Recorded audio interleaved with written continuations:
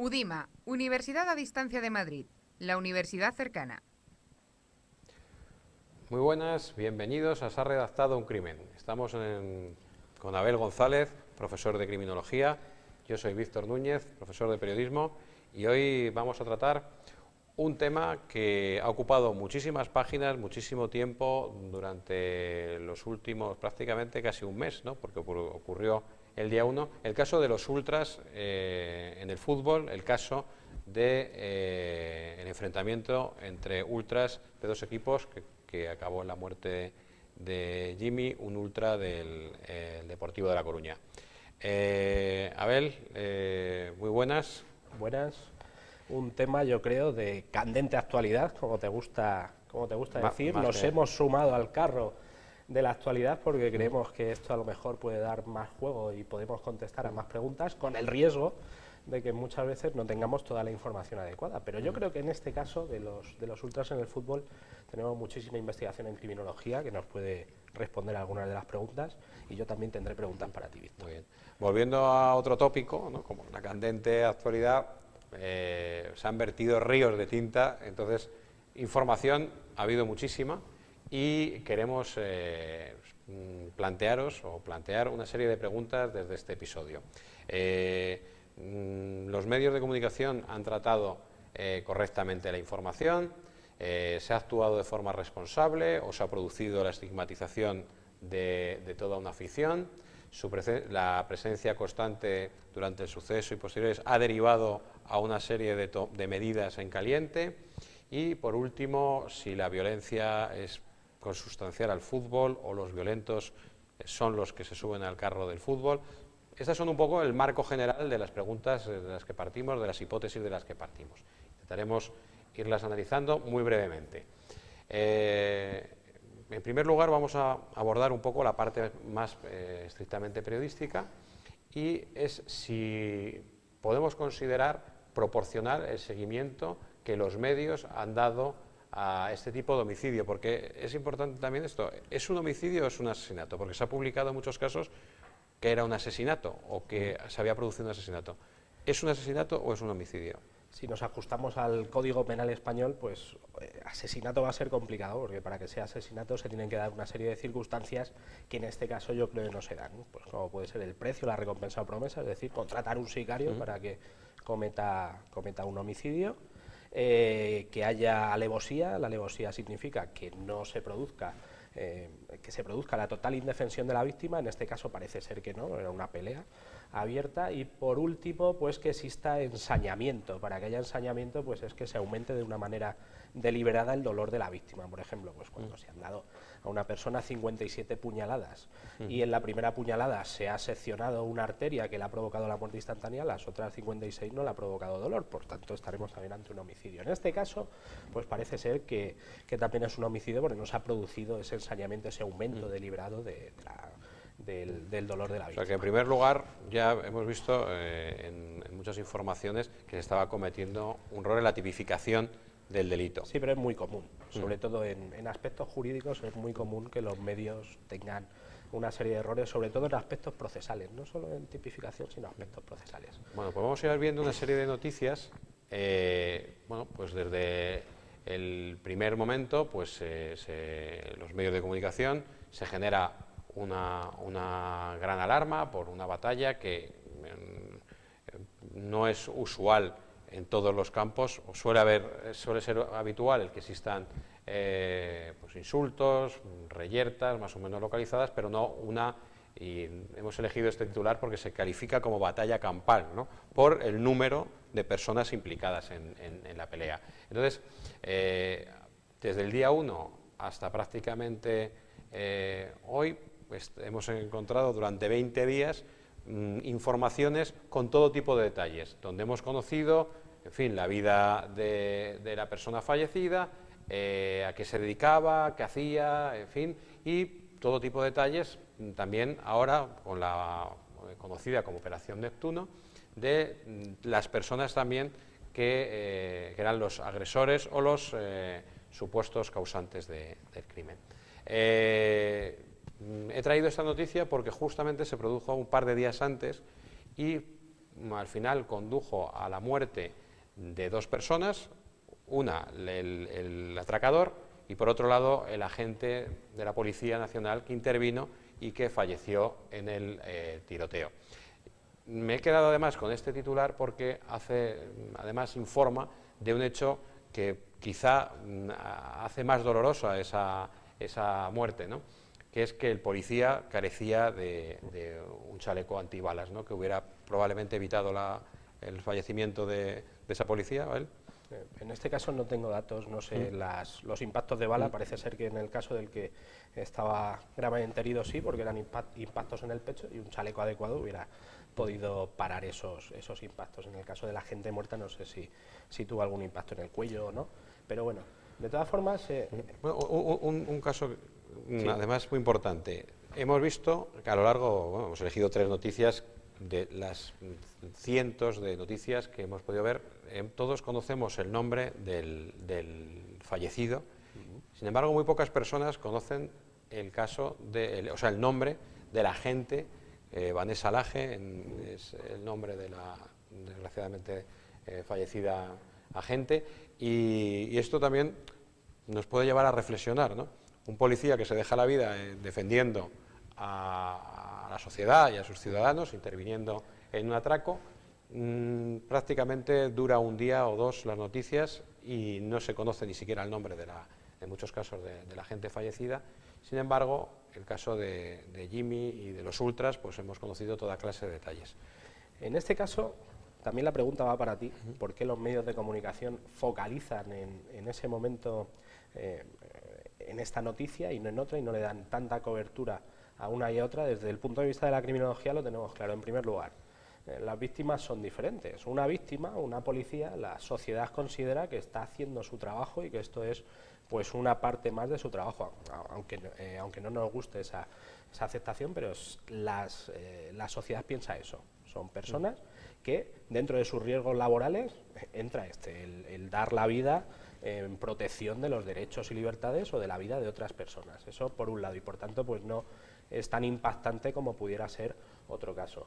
En segundo lugar, muchas reclamaciones desde el punto de vista policial, y esto no es de ahora, sino que tanto Policía Nacional, Guardia Civil como otras policías, pues están reclamando mejores medios para poder cumplir con su trabajo, pero es que reclamar esos mejores medios significa que ellos van a estar más protegidos para poder protegernos al resto de la sociedad. Bueno, pues esto es algo que no se concibe, y estas reclamaciones siempre caen en saco roto, porque también la sociedad piensa que dentro de esa organización policial pues está todo cubierto, cuando no es así, no es tan interesante como lo que se pueda dar en el otro caso.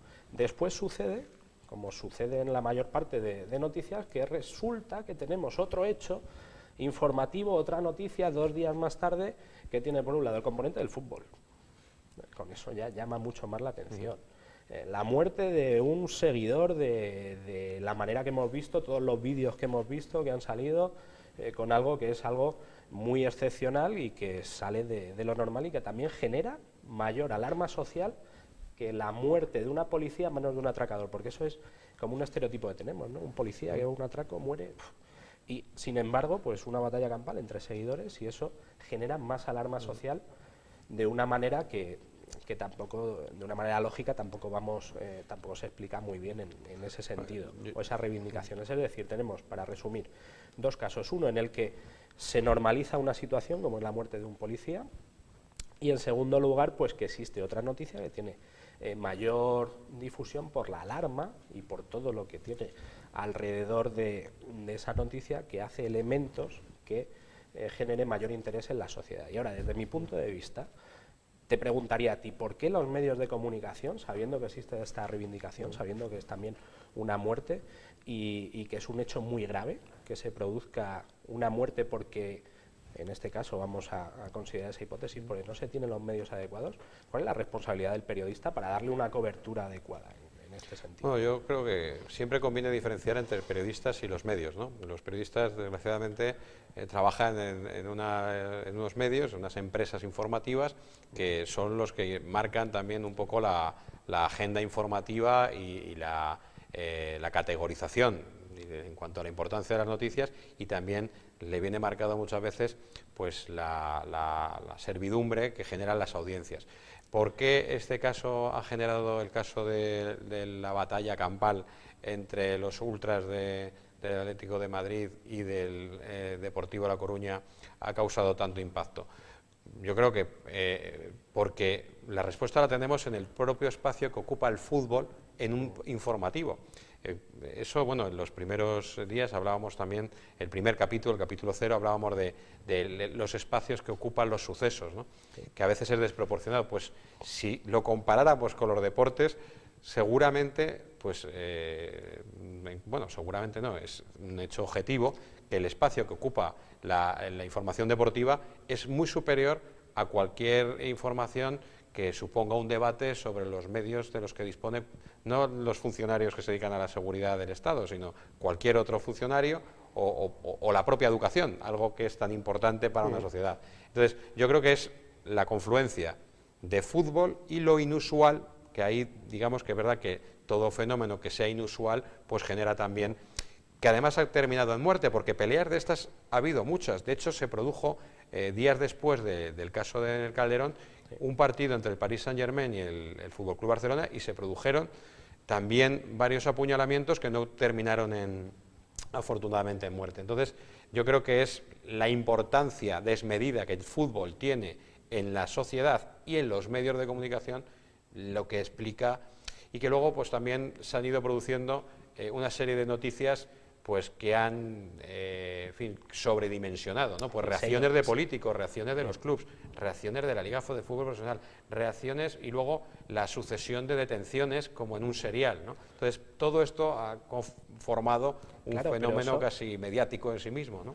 Ahí está lo curioso, que también vamos a entrar a continuación a ver si estas medidas pueden ser efectivas o no pueden ser efectivas, todo lo que han dicho la Liga de Fútbol Profesional, las modificaciones legislativas que va a haber, en la que parece ser que los insultos dentro del fútbol pues te van a suponer la expulsión o medidas todas, desde mi punto de vista, desproporcionadas, y desde el punto de vista de la criminología pues parece ser que ineficaces a medio y largo plazo, porque el problema es mucho más complejo. Pero claro, tampoco ha habido una movilización tal para dotar de medios a la policía, es decir, que seguimos en lo mismo, y yo creo que en eso... Además hay cifras publicadas en torno al coste que tiene para la policía los dispositivos de seguridad en los partidos considerados de alto riesgo. O sea, ese coste tan elevado habría que estudiar y analizar bien, y sería un encargo, ¿no? Y sería un reportaje pues muy interesante para todo periodista, decir, bueno, ¿cuánto cuesta estos dispositivos policiales? Y si ese dinero se destinara a otro tipo de medidas, como dotarles de buenos equipos de seguridad a la policía, que no solamente en la prevención de reyertas en los campos de fútbol, sino, como hemos visto en el caso de la policía fallecida en Vigo, ¿no? Entonces, pero desgraciadamente es más fácil, ¿no?, quedarse con el sensacionalismo de una batalla campal y, en fin, por no hablar del siguiente caso, la estigmatización que también se ha producido, y vamos a dar una serie de datos que creo que avalan esa estigmatización, que lo ponemos como en el primer capítulo como uno de los pecados capitales del periodismo en el tratamiento de los hechos delictivos, ¿no? Entonces, vamos a ver una serie de datos. Por favor, puedes pasar a la anterior, donde hay los datos hemos cogido al azar 3 periódicos 13 días después del suceso en la Ribera del Manzanares. Vemos como un diario deportivo, que además es un diario, como su nombre indica, que cubre la información deportiva, no policial. Pues vemos como durante 3 días de una misma semana, prácticamente, o desde el sábado hasta el día 17, que me parece que era un martes, pues no, era un miércoles, pues dedica todas las páginas que están destinadas a la información del Atlético de Madrid, las destina a la única información sobre la violencia ultra. Entonces, bajo mi punto de vista, es desproporcionado que un medio, primero deportivo, dé más importancia a las investigaciones y a todas las consecuencias que está teniendo un hecho delictivo que a la propia actualidad deportiva, ¿no? Y lo he cuantificado, ¿no? Tenemos el día 13 2 páginas dedicadas al Atleti, las 2 íntegras dedicadas al fenómeno ultra. Tenemos el día 16, martes, tras un sorteo Champions, es decir, un día importante porque el Atlético de Madrid va a jugar, ha pasado esa siguiente fase, y deportivamente es importante que ha habido un sorteo y que va a haber, pues se va a enfrentar con un club. Pues de las 2 páginas hay 1,5 dedicada otra vez a todas las consecuencias que se está generando y al debate que está habiendo entre la afición y las reacciones de la afición, y solamente 1,5 columnas, es decir, de las 5 columnas que tiene una página, 1,5 columnas dedicada a temas del equipo, a temas deportivos. El día 17 es verdad que justo se produce el día anterior la operación que se le, bajo mi punto de vista, y como han denunciado a la Federación de Peñas del Atlético de Madrid, me parece inapropiado el nombre que se elige, porque pues, estamos ante una metonimia, se llama Operación Neptuno, y Neptuno, digamos, que es el símbolo de todo lo bueno y de las celebraciones del Atlético de Madrid. Decían y ponían el ejemplo en algunos foros que hubiera ocurrido si se hubiera llamado Operación Génova a la Operación Gürtel o Operación Ferraz a la Operación de los Seres, por ejemplo, ¿no? Que es Eso tiene una respuesta fácil. Ninguno de los policías de la investigación es del Atlético. Pero ahora te cuento cómo se selecciona. Bueno, es interesante, ¿no?, cómo se elige. Pero lo cierto es que, bajo mi punto de vista, se produce una estigmatización y una especie de enmienda a la totalidad a toda la afición, porque de hecho había titulares donde se decía aficionados del Atlético de Madrid, la afición del Atlético de Madrid. Yo creo que hay que diferenciar entre ultras o delincuentes. Además, aquí a toda la afición. Además, aquí tenemos el ejemplo de un diario que tiene una tirada impresionante. En España los diarios deportivos son los que mayor tirada tienen, los que lee todo el mundo, antes que la información general, y te puedes imaginar pues con estas noticias que tenemos ahí, solo dedicándolo y machacándolo, pues cuál puede ser la alarma social que se está generando desde los medios de comunicación y, por tanto, cuáles van a ser las reacciones desde las diferentes instituciones, que eso a mí también me preocupa. En cuanto a lo que tenemos aquí de la Operación Neptuno, es un ejemplo más del poder que puede tener la policía a la hora de generar una serie de consecuencias, una serie de males que van más allá de la aplicación de la justicia, que muchas veces pueden generar este problema unido a lo que pueden hacer los medios de comunicación. Yo aquí veo 2 problemas. El primero, lo que tú has dicho, que se denomine una operación policial que tiene connotaciones negativas, pues algo que tú comentas, que para los aficionados del Atlético de Madrid es algo incluso, si positivo. no recuerdo mal, en esa operación se detuvieron aficionados de otros clubes. Sí. Por eso, que no tiene sentido llamarla así a la operación. Lo que sí hay es una serie de indicaciones pues para que no se ponga ningún tipo de nombre de ninguno de los imputados o de los investigados, que no se pongan nombres comerciales, que no se hagan una serie de aspectos relacionados ¿sí con existe eso, un protocolo pero en la no, policía sí, sobre el nombre de las...?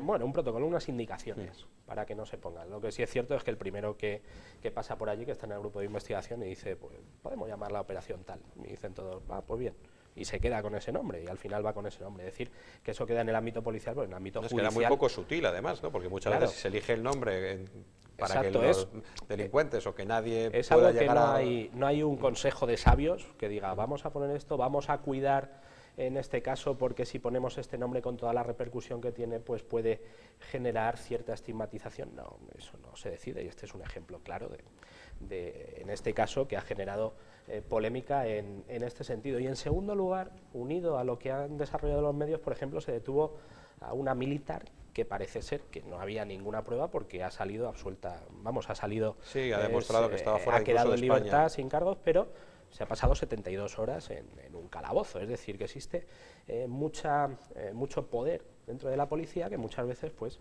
también es desproporcionado, sobre todo si existe la presión de los medios de comunicación en este sentido. Y si te parece, pues para seguir avanzando y no irnos demasiado de este tema, vamos a ver algunas explicaciones que tenemos a las preguntas que teníamos al principio.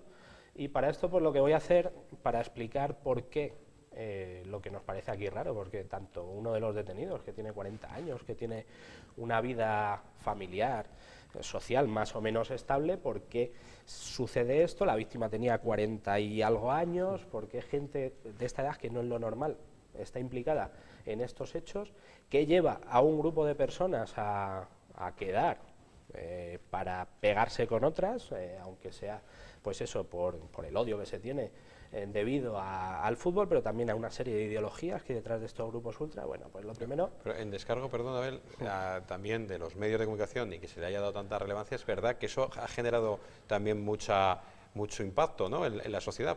¿Por qué personas supuestamente con una cierta edad y con una cierta estabilidad social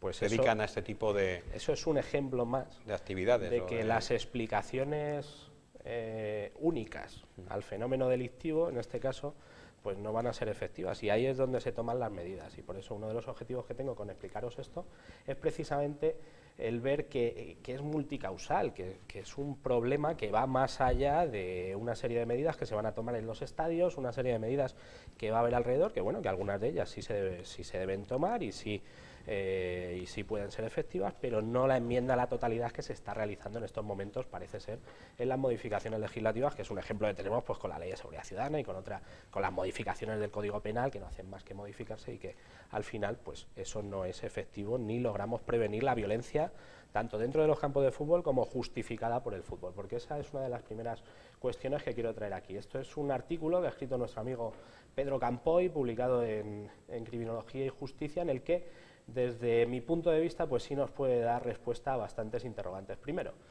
se ha dicho que lo que se ha tomado, las medidas que se han tomado han funcionado, las de Ultrasur, las de Voice of Noise, diferentes grupos ultras que se los ha expulsado de los estadios. Hombre, siguen existiendo agresiones, siguen existiendo problemas con estos grupos ultras, es decir, no se ha erradicado este problema simplemente con eso. Sí, está funcionando dentro del estadio, pero a mí lo que me preocupa es lo que sucede en los alrededores del estadio. De hecho, la semana pasada el periódico El Mundo publicó un amplio reportaje sobre la violencia, pero además organizada y delictiva, de robos y demás que siguen cometiendo Ultrasur. Sobre eso hablaremos ahora. Estas organizaciones realmente a qué se dedican y si existe una versatilidad o una especialidad delictiva entre sus componentes, o qué es lo que hemos descubierto en el análisis de estos grupos. Pero lo primero que me gustaría contestar es que este fenómeno es único en Madrid en este momento y en esta parte del Manzanares, y eso es lo que hay que analizarlo en pequeño, porque si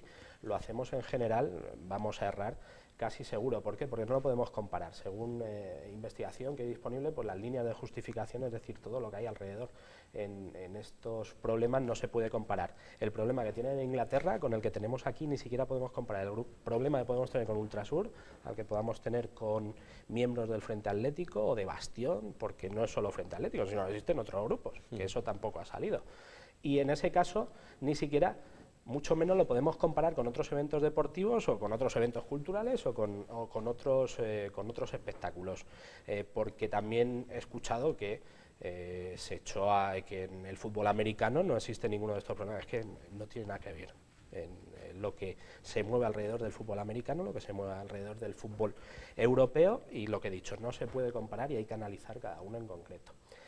Algunas declaraciones tanto del presidente del Atlético de Madrid como de Simeone decían que esto no es un problema del fútbol. Hombre, si es un problema del fútbol desde el punto de vista de que muchas medidas preventivas se pueden aplicar ya desde las escuelas de fútbol, en las que los chavales están jugando, a estas medidas de no insultar en el campo y demás. ¿Por qué no las aplicamos a los partidos en los que más se insulta y además tiene una relación más directa con las agresiones, que son los partidos de juveniles? Y donde más peligro corren los árbitros porque no tienen un dispositivo policial que les proteja. De cadetes o de infantiles.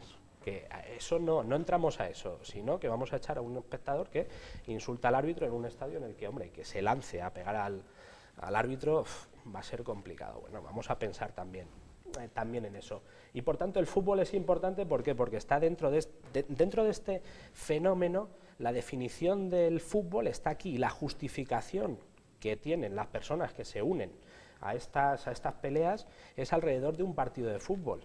Y esa es la justificación que ellos dan, es decir, que el fútbol ahí sí tiene que ver. Luego también debemos tener en cuenta que alrededor de estos grupos pues existen ideologías políticas, identidades incluso nacionalistas o incluso identidades socioeconómicas, que va mucho más allá del fútbol, pero el fútbol es una pieza fundamental y clave en este sentido y por tanto pues no tenemos que tirar balones fuera en este sentido, y es algo que sobre todo tiene que ver con los factores de riesgo de la identidad colectiva. ¿Por qué se unen los seguidores de un equipo? Porque siguen a ese equipo. Es decir, esa identidad colectiva está justificada precisamente por el equipo. Otra cosa es que los violentos, no la violencia en el fútbol, sino los violentos, es un grupo minoritario, pero que consigue arrastrar a otros grupos que muchas veces no tienen nada que ver con el fútbol, sino que son grupos de amigos que se conocen por otras circunstancias y que cuando hay una quedada de estas, pues van también, y lo del fútbol es lo de menos, pero bueno, está ahí.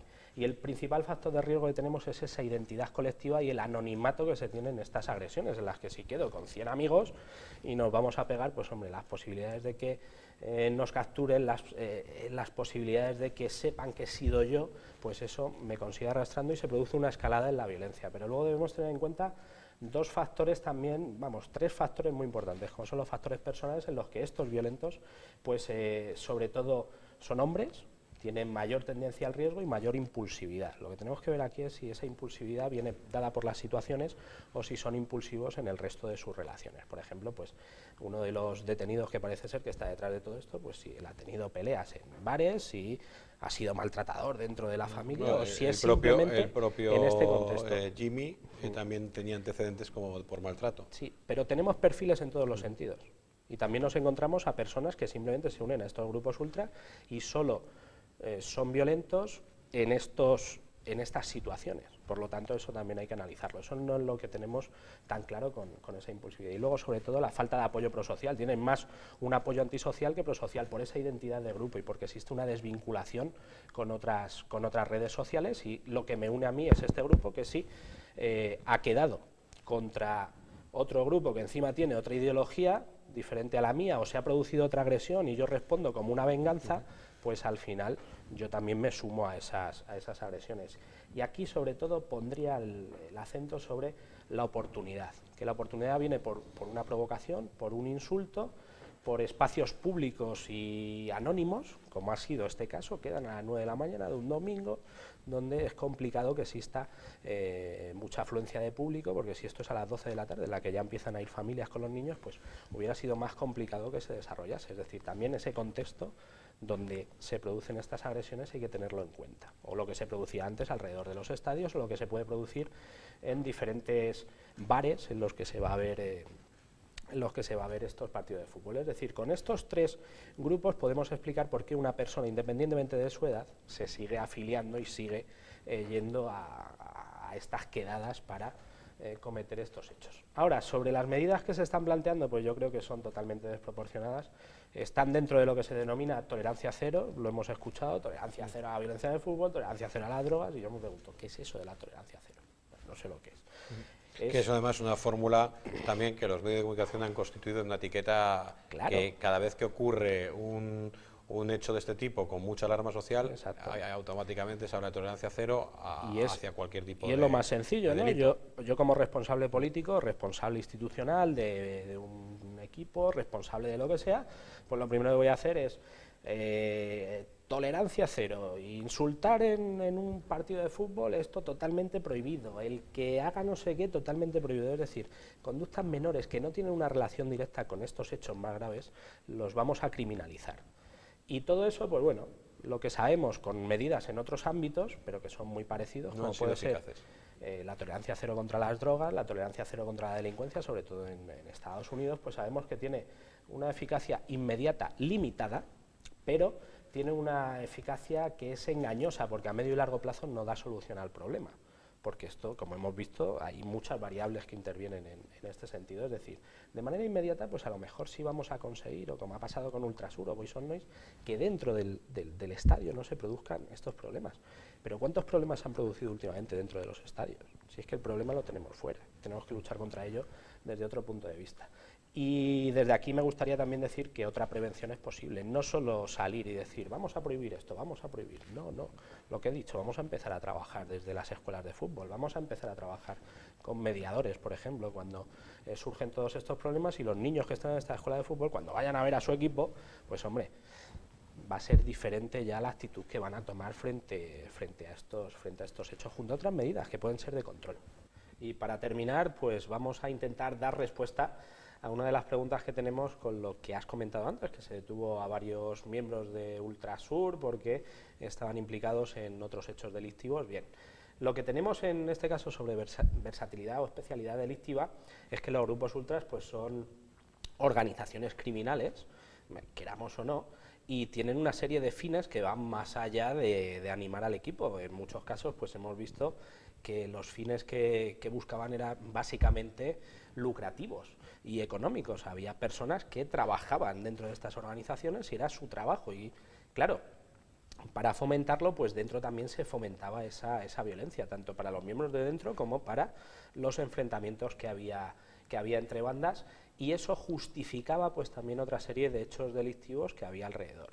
Y en este caso encontramos que no es inusual que la mayor parte de estos miembros y los que son más violentos pues se muestren violentos en otros contextos y se muestren pues tendentes a la delincuencia también en otros contextos, como puede ser el tráfico de drogas o como puede ser pues lo que he dicho antes, peleas en zonas de ocio o incluso dentro del propio hogar. Es decir, es una dinámica que se repite en muchos otros contextos. Y con esto, Víctor, yo creo que hemos podido explicar pues, algo desde la criminología. O al menos eso esperamos, haber arrojado un poco de luz a un tema del que seguramente continuaremos a lo largo de toda la temporada futbolística escuchando y viendo, sobre todo, si son eficaces esas medidas que tú ya anticipas que muy probablemente no lo sean. Como siempre, os emplazamos a continuar el debate a través de nuestros dos perfiles en Twitter. Tenemos un grupo también en Facebook para que os podáis explayar más. Y en Twitter, recordaros siempre nuestro hashtag, que es se ha relanzado un crimen, a través de sus siglas, SHRUC, como podéis ver en la pantalla. Y nada, os emplazamos a que participéis en estos debates porque ponemos otras noticias que también están relacionadas o noticias que van surgiendo entre capítulo y capítulo y ahí las podemos ir comentando. Y como dice Víctor, pues os emplazamos al próximo capítulo de Se ha redactado un crimen, en el que aún no sabemos de qué vamos a hablar. No lo sabemos, pero de momento, como volveremos después de las fiestas navideñas, os deseamos una feliz Navidad.